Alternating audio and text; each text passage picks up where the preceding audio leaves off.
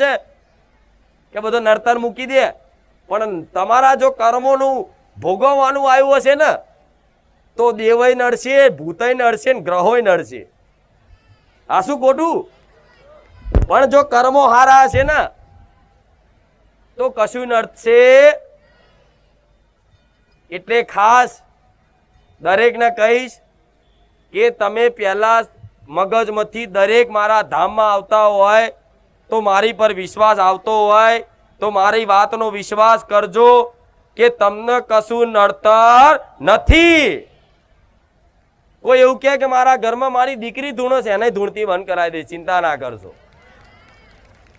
ખાલી ખાલી અમથાય પવન આવતો એ બંધ કરાવી દઈશ, પણ મેં જે કીધું એ વિશ્વાસ રાખો, કોઈ નડતર નડતું તો મારી આ બધા ધૂણસ હશે એ ખોટું હશે?